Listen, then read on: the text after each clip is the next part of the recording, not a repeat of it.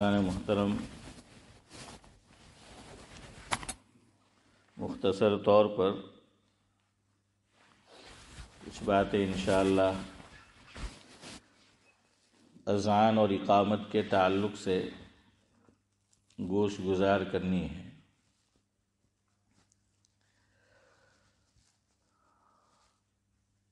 مظفر وارثی کا ایک خواب تھا، اللہ کرے کہ کبھی پورا ہو۔ وہ لکھ گئے ہیں، میں اس زمانے کا منتظر ہوں، زمانہ جب بے مثال ہوگا۔ میں اس زمانے کا منتظر ہوں، زمانہ جب بے مثال ہوگا۔ ہر مسجد مدینہ ہوگی، ہر ایک مؤذن بلال ہوگا۔ تو خدا کرے کہ یہ خواب واقع میں تعبیر میں آ جائے۔ کتنی پیاری خواہش، چاہت اور ارمان ہے کہ میں اس زمانے کا منتظر ہوں، زمانہ جب بے مثال ہوگا، ہر مسجد مدینہ ہوگی۔ یعنی کیا مطلب؟ مسجد نبوی والا ماحول، کہ ہر مسجد مدینہ ہوگی، ہر ایک مؤذن بلال ہوگا۔ آگے انہوں نے ایک اور خواہش کا اظہار کیا ہے۔ میں درمیان کے کچھ مصرے چھوڑتا ہوں اور ان کا آخری مصرع وہ آپ کو سناتا ہوں، اللہ کرے کہ وہ بھی شرمندہ تعبیر ہو۔ وہ کہتے ہیں، شریعت مصطفیٰ مظفر، شریعت مصطفیٰ مظفر ہماری آئین ساز ہوگی۔ آئین ساز کا مطلب دستور، بندھارن، کہ شریعت مصطفیٰ مظفر ہماری آئین ساز ہوگی۔ خدا کا قانون اپنا قانون بن گیا تو کمال ہوگا۔ خدا کا قانون اپنا قانون بن گیا تو کمال ہوگا۔ چنے گا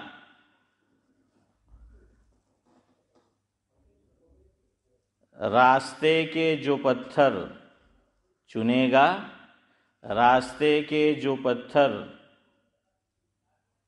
اسی کو زمانہ کہے گا رہبر۔ کسی کو لگی جو ٹھوکر تو میرے کارواں سے سوال ہوگا۔ صد اللہ صاحب، کسی کو لگی جو ٹھوکر تو میرے کارواں سے سوال ہوگا۔ میں اس زمانے کا منتظر ہوں، زمانہ جب بے مثال ہوگا، ہر مسجد مدینہ ہوگی، ہر ایک مؤذن بلال ہوگا۔ اذان ائمہ اربعہ جو ہے، اس میں حضرت امام ابو حنیفہ علیہ الرحمہ، ان کے یہاں جو قول پسندیدہ ہے اور راجح ہیں، جس طور پر اذان اور اقامت پڑھی جاتی ہے، اس سے ہم واقف ہیں۔ ابھی سعد اللہ صاحب بھی یہاں تشریف فرما ہے اور مسلکن وہ شافعی المسلک ہے، ان کو ویسے معلوم ہی ہوگا، لیکن بہرحال کبھی اگر اس طرح کا عمل انہوں نے کر لیا تو معلوم ہو تو آدمی کے ذہن میں سوال پیدا نہیں ہوتا۔ تو یہ بھی ذرا سن لے کہ شوافع کے یہاں اذان کس طرح پڑھنی ہے۔ ہم جو اذان پڑھتے ہیں اس سے قدرے مختلف ہے۔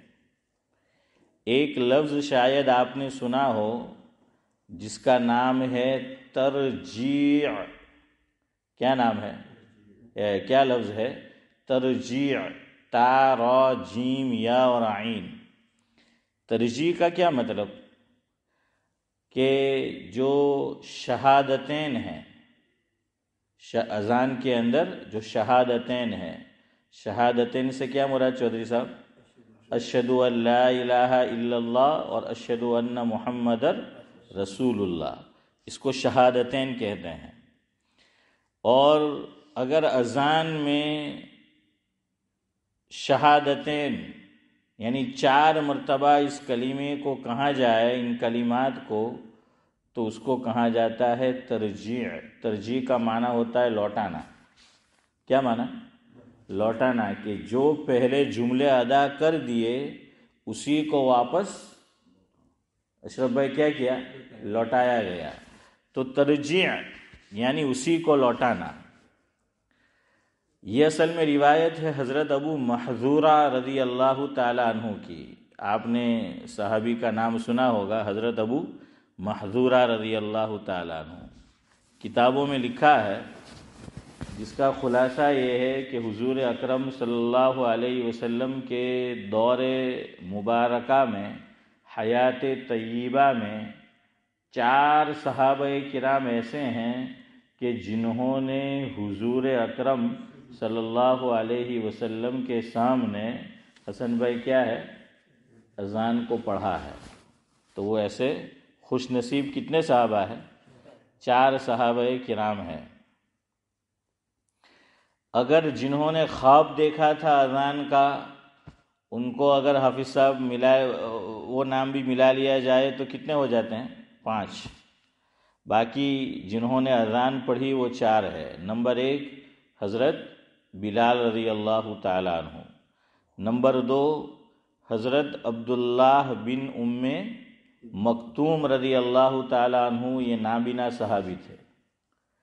تیسرے ہیں یہی جو ابھی میں نے نام ذکر کیا، حضرت ابو محذورہ رضی اللہ تعالی عنہ، اور چوتھے صحابی کا نام لکھا ہے حضرت سعد رضی اللہ تعالی عنہ۔ یہ وہ صحابی ہے جو اخیر میں نے نام لیا۔ اسلام کے اندر سب سے پہلی مسجد، یعنی وہ تو تھی ہی کعبۃ اللہ، اور مسجد حرام تو اپنی جگہ ہے، لیکن حضور اکرم صلی اللہ علیہ وسلم کی حیات طیبہ میں جس مسجد کی پہلے بنیاد ڈال دی تھی ایک صحابی رسول نے، ان کا اس مسجد کا نام کیا ہے؟ جہاں بیٹھے ہیں، ہاں جہاں ہم سب بیٹھے ہیں، کیا نام ہے؟ مسجد قباء۔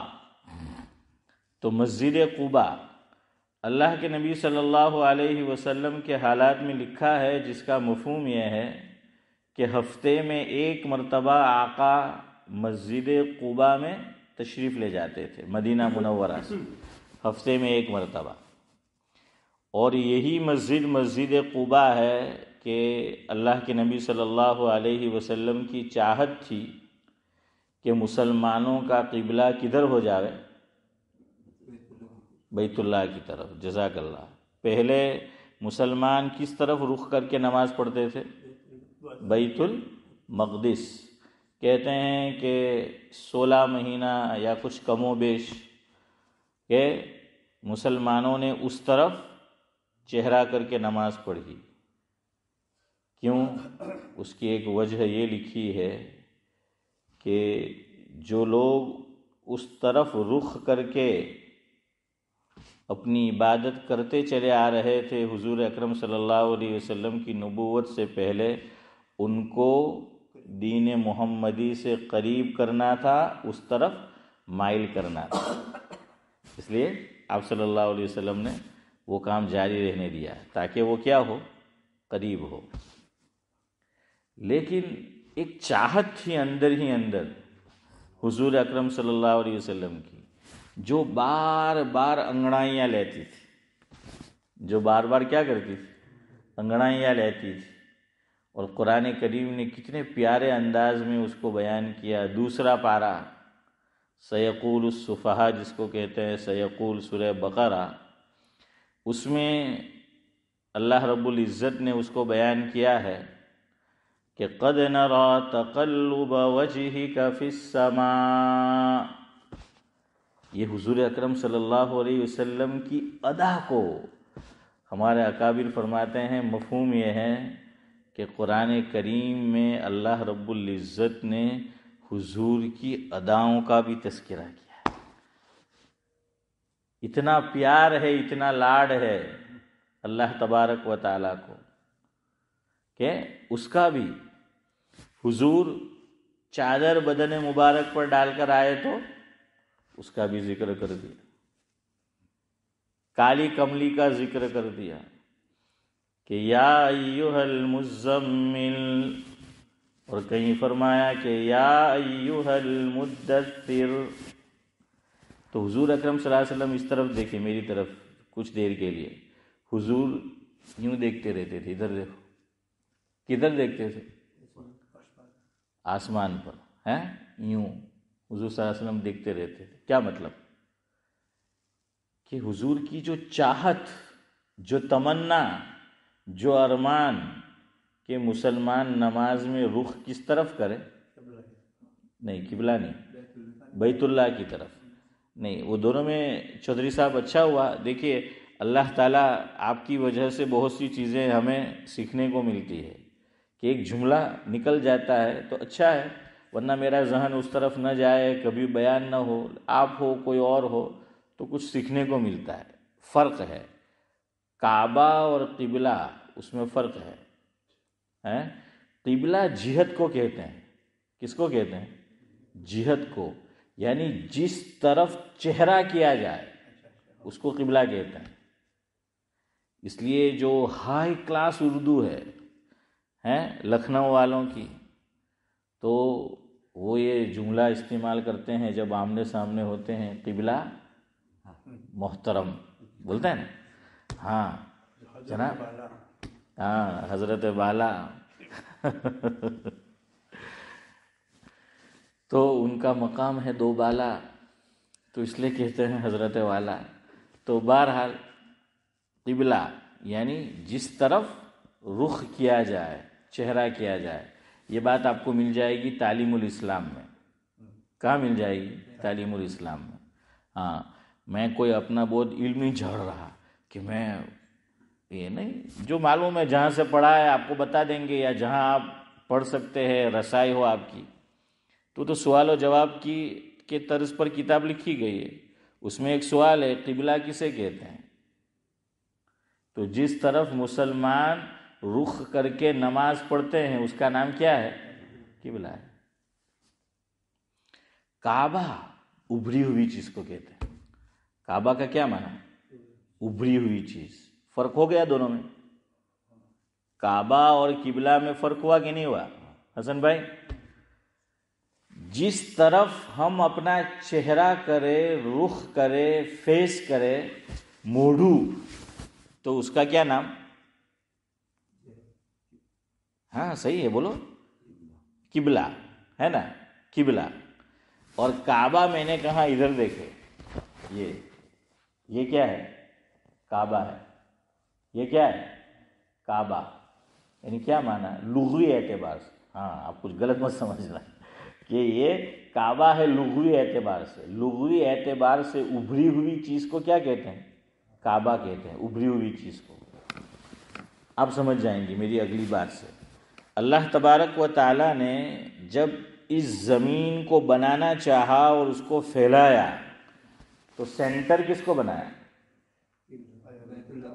بیت اللہ کو ہے.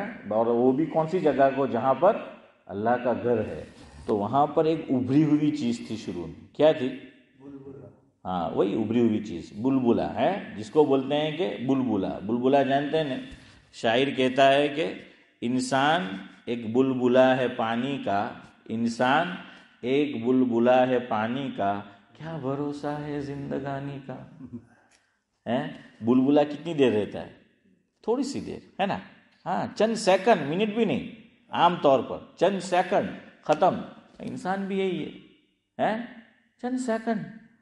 یعنی چند سیکنڈ اس اعتبار سے کہ جو دنیا کی زندگی ہے، یہ جو دنیا ہے، اس کے مقابلے میں ہماری زندگی کیا ہے؟ چند سیکنڈ ہے. کوئی اس کا تقابل نہیں ہے. ویسے ہمیں لگتا ہے 60 سال، 70، 80، 100 بہت جیا 100 سال، لیکن آپ کمپیئر کرو اللہ نے جو یہ دنیا بنائی ہے جس میں میں اور آپ رہ رہے ہیں، اس کو ہماری اپنی لائف اور زندگی سے ہم کیا کریں؟ مقابلہ کرے تقابل کرے تو سیکنڈ ہے. ہاں سیکنڈ ہے. اب دیکھیے قرآن کیا کہہ رہا ہے. کعبہ، میں نے کہا نا اس کو کیا کہتے ہیں؟ کعبہ یعنی ابھری ہوئی چیز. قرآن کریم میں ایک آیت ہے جس کا نام ہے آیت وضو. آیت کا نام کیا ہے؟ آیت وضو. کیوں آیت وضو کہتے ہیں؟ اس میں اللہ رب العزت نے وضو کے جو 4 فرائض ہے اس کو بیان کیا ہے. یا ایھا الذین آمنوا اذا قمتم الی الصلاۃ فاغسلوا وجوہکم وایدیکم الی المرافق وامسحوا برؤوسکم. 3 فرض بیان ہو گئے. ادھر دیکھو، فاغسلوا وجوہکم. اللہ کیا کہہ رہے ہیں کہ نماز پڑھنی ہو تو کیا کرو؟ چہرہ دھو. پھر کیا فرمایا؟ فاغسلوا وجوہکم وایدیکم الی المرافق. یہاں تک کیا کرو؟ دونوں ہاتھ دھو کوہنیوں سمیت. آگے کیا فرمایا؟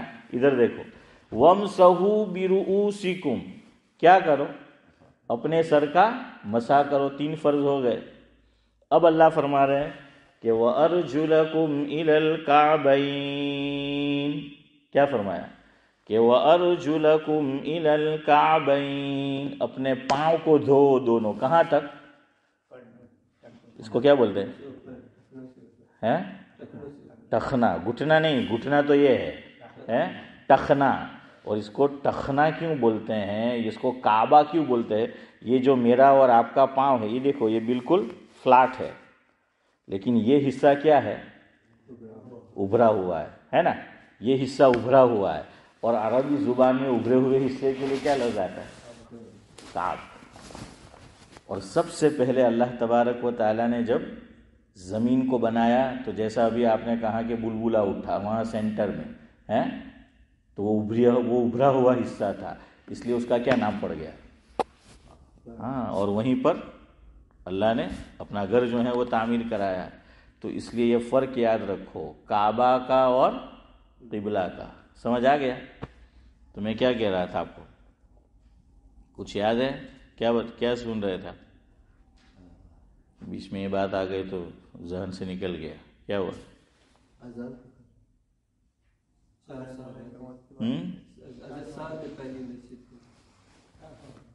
چلے بہرحال پتہ نہیں میں کیا کہہ رہا.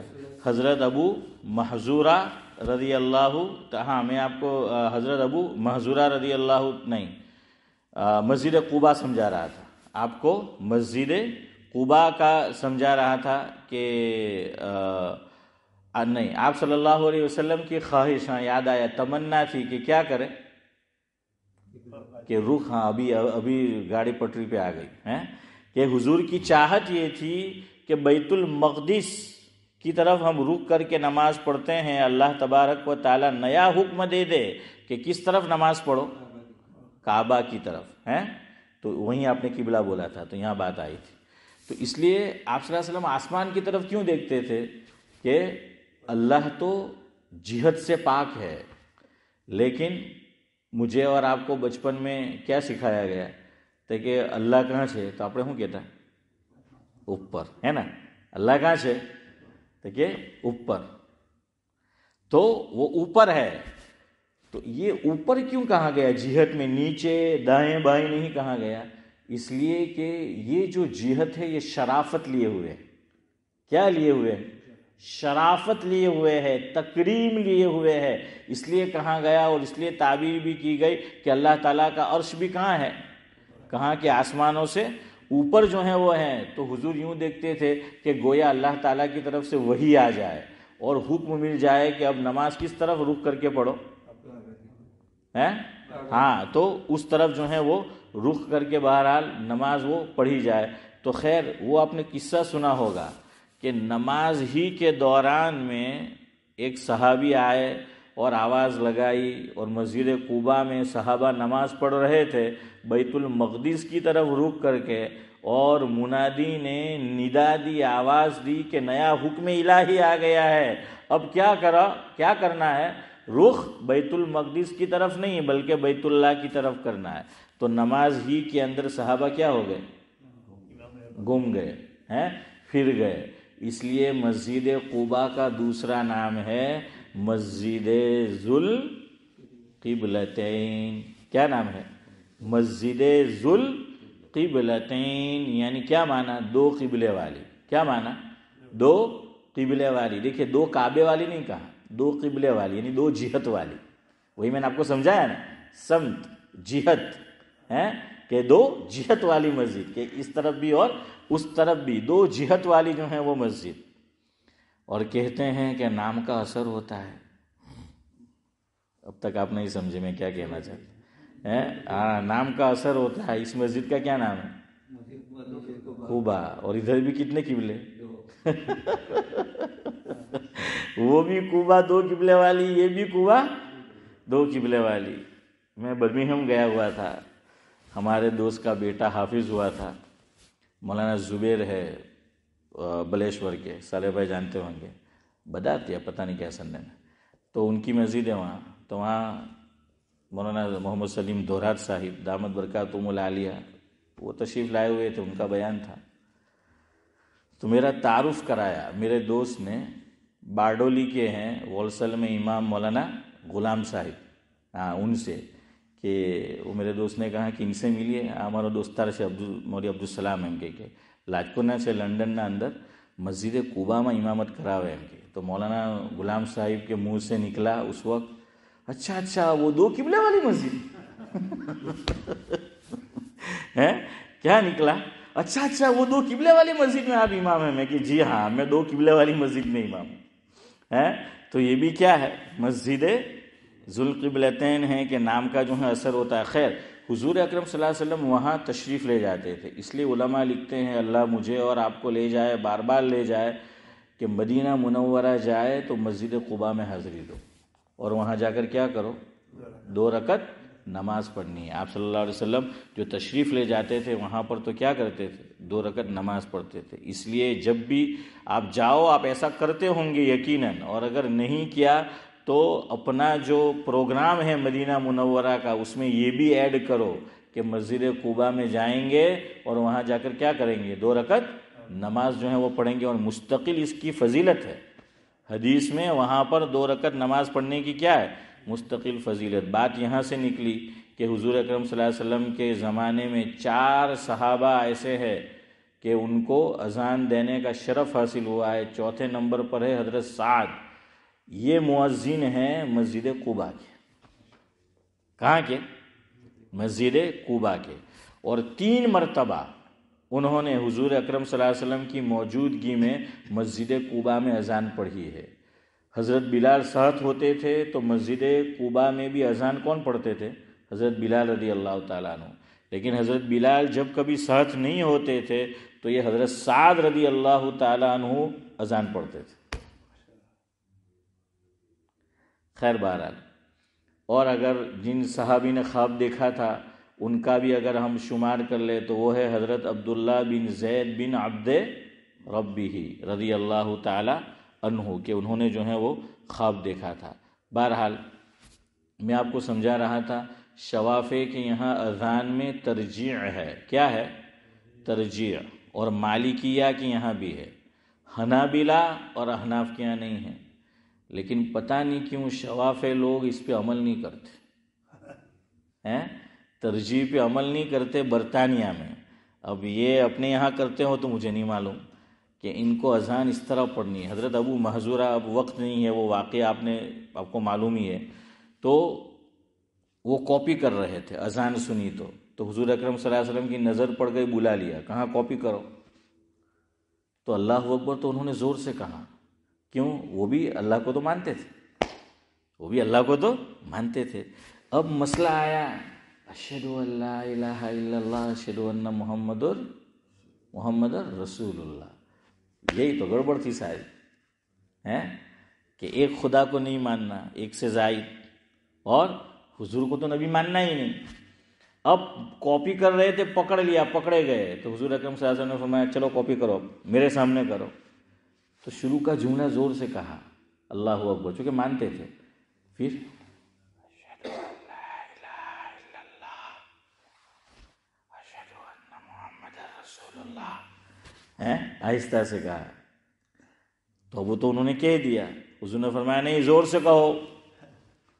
تب ان کو زور سے کہنا پڑا. تو اس اعتبار سے اب یہ جملے کیسے ہو گئے؟ ڈبل ہو گئے. پہلے مرتبہ آہستہ اور پھر زور سے. حضور نے کہہ نہیں دیا پہلے آہستہ سے، اور جب فارغ ہو گئے کہاں اب ڈبل 2 مرتبہ اب کیا کرو؟ زور سے کہو. امام شافعی نے اور امام مالک نے اس روایت کو لیا ہے تو ان کے یہاں ترجیح ہے، تو ان کو یہ کرنا ہے کہ پہلے شہادتیں آہستہ کہنی ہے اور پھر اسی کو دوبارہ کیا کرنا ہے؟ زور سے کہنا ہے. سمجھ آئے؟ یعنی اذان جس طرح پڑھتے آئے ہیں، اللہ اکبر جس طرح کہا، اس کے مقابلے میں بعد کے جملے کو شہادتین کو کیا کرو؟ آہستہ. پھر واپس اسی شہادتین کو جس طرح اللہ اکبر زور سے کہا ہے نا، اسی طرح کہنا ہے. سمجھ آ گیا؟ یہ فرق ہے. تو چلو ہم حضرت سے درخواست بھی کریں گے، امید بھی کریں گے، دیکھیں گے وہ سناتے کہ نہیں کبھی ہیں. تو بہرحال عام طور پہ یہاں نہیں کرتے. اب اقامت امام شافعی کے یہاں اس میں بھی فرق ہے. اللہ اکبر 2 مرتبہ، باقی سب 1 مرتبہ. ہاں پھر قد قامت الصلاۃ 2 مرتبہ. تو اس طرح ان کے یہاں اقامت ہے. اب اس میں آپ میرے شیخ بھی ہے اور امام بھی ہے، میں غلط کروں تو بتانا. ان کو اس طرح اقامت کہنی ہے، اللہ اکبر ٹھہر جانا ہے. اشہد ان لا الہ الا اللہ ٹھہر جانا ہے. اشہد ان محمد الرسول اللہ ٹھہر جانا ہے. حی علی الصلاۃ ٹھہر جانا ہے. حی علی الفلاح ٹھہر جانا ہے. قد قامت الصلاۃ ٹھہرنا ہے. پھر نئے سانس میں قد قامت الصلاۃ، اللہ اکبر لا الہ الا اللہ. سمجھ آ رہا ہے؟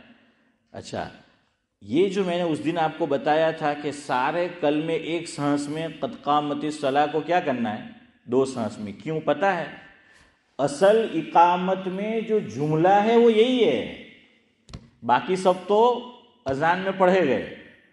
اذان اور اقامت میں اگر میں آپ سے پوچھوں کہ کیا ڈیفرنس ہے، ایک خاص ڈیفرنس کہ جو جملے اذان میں نہیں ہیں اور وہ اقامت میں ہیں، تو وہ کون سا جملہ ہے؟ قد قامت الصلاۃ. اس لیے اس کو توجہ دلانے کے لیے قد قامت الصلاۃ. ٹھہرو، سانس توڑو، پھر نئے سانس میں، کیونکہ اصل جملہ ہی یہ ہے تکبیر میں. اور یہ اقامت جو ہے یہ باہر والوں کو نہیں سنانی، یہ جو اندر ہیں مسجد میں ہیں ان کو سنانی. یاد رکھنا فرق. اذان باہر والوں کے لیے ہے، اندر ہے وہ تو ہے ہی پہلے سے، لیکن یہ جو باہر ہے ان کو کہاں بلانا ہے؟ اپنے گھر سے اور اپنی شاپ سے، جاب سے کہاں بلانا ہے؟ اللہ کے گھر میں بلانا ہے. اور جو اللہ کے گھر میں آ کر اب مختلف عبادتوں میں مشغول ہے، تو ان کو اب کہہ دیا گیا کہ چلو اب اقامت ہو رہی ہے. اسی لیے چونکہ یہ جملہ بڑی اہمیت کا حامل ہے، میں یہ نہیں کہہ رہا کہ ہمیں اس طرح عمل کرنا ہے، لیکن آپ نے بعض مساجد میں دیکھا ہوگا وہ بیٹھے رہیں گے اور کب کھڑے ہوتے؟ نہیں، اسی پہ کھڑے ہوتے، قد قامت الصلاۃ کے اوپر. کیوں؟ اس میں مفہوم بھی یہ ہے کہ بھائی نماز کھڑی ہو گئی، آپ کیا ہو کرو؟ کھڑے ہو جاؤ. تو وہ بیٹھے ہیں اور اب کیا ہو جاتے ہیں؟ وہ کھڑے ہو جاتے ہیں کہ بھائی اب کھڑے جو ہیں وہ ہو گئے. تو یہ اہمیت ہے. جیسے آپ اذان پہ غور کریں، اشہد ان لا الہ الا اللہ، اشہد ان لا الہ الا اللہ، ترجیح کو چھوڑے، اللہ اکبر زیادہ ہے. کیوں؟ اصل توحید ہے، اصل اللہ، دبدبہ جو ہے وہ اللہ تبارک و تعالیٰ کا ہے، تو اس پہ زیادہ زور دیا گیا. اور 4 مرتبہ وہ کلمے ہیں شروع میں، اللہ اکبر اللہ اکبر اللہ اکبر اللہ اکبر، ہے نا؟ ہاں 2 سانس میں ہم پڑھتے ہیں اذان کے اندر. اس طرح یہاں پر بھی ہے کہ سانس جو ہے وہ توڑو اور یہ ہو جائے. اسی لیے علماء نے لکھا ہے کہ اذان کے مقابلے میں یاد رکھو اقامت آہستہ آواز میں پڑھنی ہے. یہ لکھا ہے ادب کہ اذان زور سے پڑھیں گے، اقامت کیا کریں گے؟ آہستہ. کیوں؟ فرمایا اذان زور سے اس لیے تاکہ سب کو سنانا ہے، باہر والوں کو. اقامت کس کو سنانا ہے؟ ہاں. اب ہمارا مسئلہ یہ ہو گیا، ہم ہر چیز باہر والوں کو سنانا چاہتے ہیں. اب اقامت میں بھی ادھر دیکھو، مائک، اقامت میں بھی مائک. اب کون سمجھائے اللہ کے بندوں کو؟ ہیں ہم نے پیچھے بھی کہا تھا، لیکن پھر وہ چالو کہ وہ مائک. خیر ہمارے یہاں تو صرف جمعہ میں ہوتا ہے، اور ٹھیک ہے اوپر زیادہ لوگ ہو شاید آواز نہ پہنچے اس لیے. باقی دوسری میں ہمارے قریب میں مسجد ہے، آپ جاؤ ترکش مسجد میں 4 آدمی تب بھی اقامت کس میں پڑھتے ہیں؟ مائک لے کر. ارے بھائی وہ تو پھر زور سے ہو گیا، وہی ہو گیا. یہ تو صرف یہاں کے لیے ہیں جو یہاں پر ہے. اسی لیے ایک فرق اور یاد رکھو. وقت ہو گیا ہے، میں گفتگو ختم کرتا ہوں.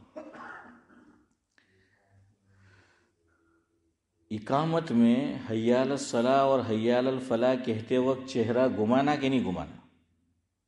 چہرہ حی علی الصلاح میں رائٹ سائڈ پھیرنا ہے اور حی علی الفلاح میں لیفٹ سائڈ پھیرنا ہے یا نہیں پھیرنا ہے؟ پھیرنا ہے. حدیث میں کہیں نہیں ہے، کسی روایت میں نہیں ہے کہ اقامت کہتے ہوئے حی علی الصلاح پہ چہرہ کدھر کرنا ہے؟ رائٹ سائڈ، اور حی علی الفلاح میں لیفٹ سائڈ. اب مجھے پتا ہے بڑے میاں سوال کریں گے کہ پھر کیوں کرتے چلے آئے ہیں؟ اب تک ہم یہی دیکھتے چلے آئے ہیں. اب تو میں آپ کو پوچھوں گا نہیں، اب تو میں بھی ہوشیار ہو گیا. آپ کا جواب میں خود دے دوں گا آپ کو. اس کو قیاس کیا گیا. قیاس جانتے ہو نا؟ یعنی سوچا گیا اس عمل پر کہ اقامت سے پہلے کون سا عمل ہوا؟ اذان. تو اقامت، سننا بات، اذان اور اقامت وہی کلمات ہے، صرف کیا فرق ہے؟ قد قامت الصلاۃ. تو اس لیے اس کو قیاس کیا گیا اس پر جو اس سے پہلے عمل ہوا ہے، اور اس میں حی علی الصلاح میں کدھر چہرہ گھمانا ہے؟ دائیں طرف، اور حی علی الفلاح میں بائیں طرف. تو اس پہ قیاس کرتے ہوئے. لیکن حدیث میں کہیں نہیں ہے، کسی روایت میں نہیں ہے، ضعیف روایت میں بھی نہیں ہے. کمزور روایت جس کو بولتے ہیں ضعیف، ویسے روایت حدیث ضعیف نہیں ہوتی، راوی ضعیف ہوتے ہیں. ہاں، اس وجہ سے وہ کہہ دیتے ہیں وہ نہیں ہے. کیوں؟ آپ کو میں عقلی دلیل بتاتا ہوں، عقلی بات، تو آپ کو سمجھ آ جائے گا.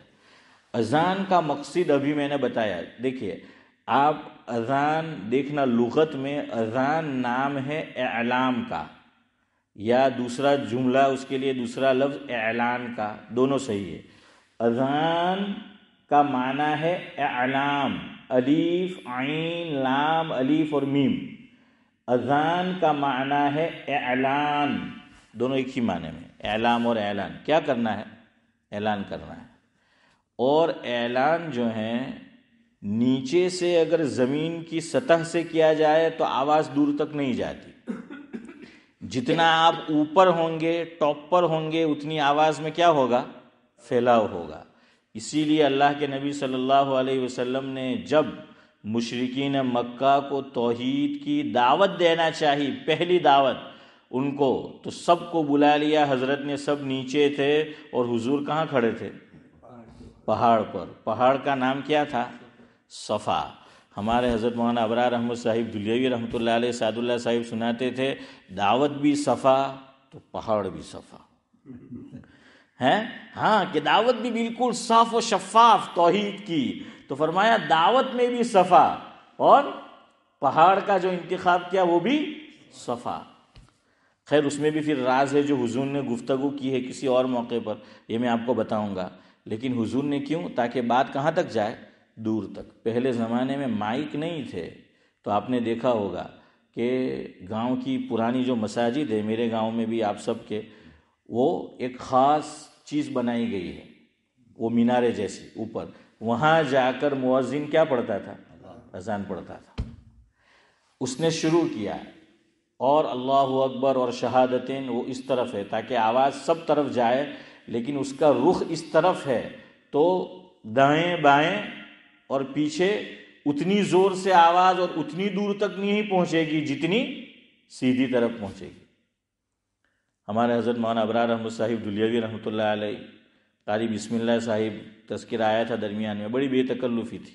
اللہ تعالیٰ دونوں کو غریق رحمت کرے. تو مائک ادھر دیکھو، یوں تھا. حضرت بیان کرنے والے تھے تو مائک یوں ہو گیا تھا. تو قاری بسم اللہ صاحب مرحوم نے یا قاری بسم اللہ صاحب نے کسی کو فرمایا ہوگا، اس نے مائک یوں کیا، ادھر دیکھو اوپر. حضرت نے فرمایا قدرت کا فطری اور نیچرل قانون بھی یہ ہے، مائک اوپر ہونا چاہیے، اس لیے کہ اللہ نے جو مائک رکھا ہے اس میں سے جو آواز نکلتی ہے وہ فطری طور پہ اوپر جاتی ہے. سمجھ آیا؟ اسی لیے یہ جب سائنس کا غلبہ شروع ہوا، یہ سائنس کا، تو سائنس نے ایک دعویٰ کیا کہ جتنے انسان اس دنیا میں آئے ہیں تمام کی آوازیں ختم نہیں ہو گئی، فضا میں محفوظ ہے. یہ ان کا دعویٰ تھا. کیا ہے کہ فضا میں محفوظ ہے اور کسی دن ہم اس کو سنائیں گے اگر ہم کامیاب ہو گئے. تو انہوں نے یہ نہیں کہا کہ زمین میں ہے. کیوں؟ آواز کہاں گئی؟ مجھے یہ سمجھانا ہے. آواز کہاں گئی؟ ارے بولو. اوپر گئی، اور ادھر فضا ہے. اس لیے انہوں نے، سائنس نے یہ دعویٰ نہیں کیا ہے کہ آواز نیچے دفن ہے، بلکہ کیا کہا؟ فضا میں. تو یہ قدرتی طور پر وہ آواز اوپر جاتی ہے. پھر آگے ہمارے حضرت تو دھلیا کے تھے رحمۃ اللہ علیہ، مولانا ابرار صاحب، اور بڑی ماشاءاللہ شاندار اور اعلیٰ اردو بولتے تھے. نہ آپ گجراتی لوگوں ہیں کہیں آوڑے نہیں. الف کا نام تو بھالا، وہ پتہ نہیں ہمیں ہمارے اساتذہ نے کیسے سنبھالا بچپن میں، تو وہ جانتے نہیں اردو. تو قاری بسم اللہ صاحب رحمۃ اللہ علیہ حضرت سے سنا ہے کہ جب بہت ہائی کلاس حضرت مولانا ابرار احمد صاحب دھلوی رحمۃ اللہ علیہ پھر معتدل اردو بولتے ہو گئے تھے، کچھ گجراتی بھی میری طرح بولتے تھے، لیکن شروع میں بہت اعلیٰ اردو. تو میری طرف دیکھو، قاری بسم اللہ یوں کرتے تھے کہ حضرت سے بے تکلفی تھی. جب ہائی کلاس اردو شروع ہو گئی ہاں یوں کرتے تھے کہ سب کیسے جا رہی ہے؟ اوپر سے جو ہے وہ جا رہی ہے. یعنی کچھ سمجھ میں نہیں آ رہا کہ یہ تو جاری ہے لیکن ادھر نہ جاری ہے، سب اوپر سے جا رہی ہے. تو پھر حضرت ذرا نیچے آتے تھے اور پھر حضرت یہ بھی فرماتے تھے کہ بھائی دیکھو یہ تو میرے ساتھ ظلم ہے، یعنی مولانا ابرار احمد صاحب دھلوی رحمۃ اللہ علیہ کے ساتھ.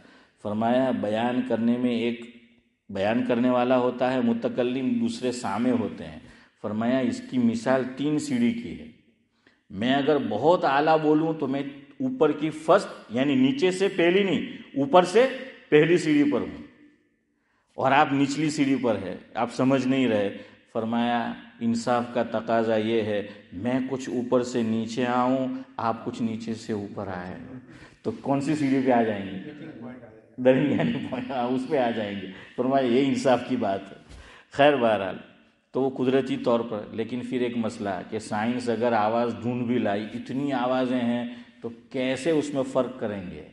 وہ تو اللہ ہی کر سکتا ہے کہ کس کی آواز ہے، کیا نہیں ہے. خیر تو میں آپ کو یہ فلسفہ سنا کر گفتگو ختم کروں کہ حی علی الصلاح حی علی الفلاح میں چہرہ پھیرنا ہے کہ نہیں پھیرنا ہے. اور یہ گفتگو ہم کر لیتے ہیں، انشاءاللہ پھر میں اپنا چہرہ پھیرتا ہوں اور آپ بھی پھیریں.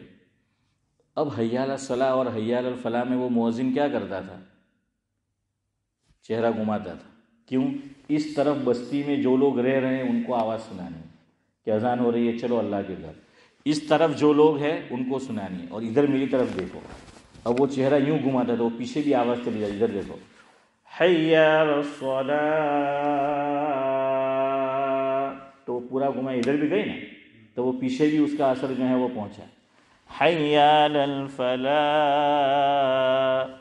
وہ بعض لوگوں کی طرح نہیں، وہ تو خالی یوں کرتے رہتے ہیں، حی علی الصلاح حی علی الفلاح. پتہ نہیں یار یہ کیا ہے، یوں ذرا سا نہیں، وہ جو ہے وہ پورا ہے. اب مائک آ گیا ہے، اب آپ کہیں گے اب کیا ضرورت. لیکن چونکہ ہمارے آقا سے وہ تعلیم دی وہ مروی ہے. جیسے آج بھی ہم جاتے ہیں عمرہ کرنے یا حج کرنے، طواف کرتے ہیں تو کیا کرتے ہیں؟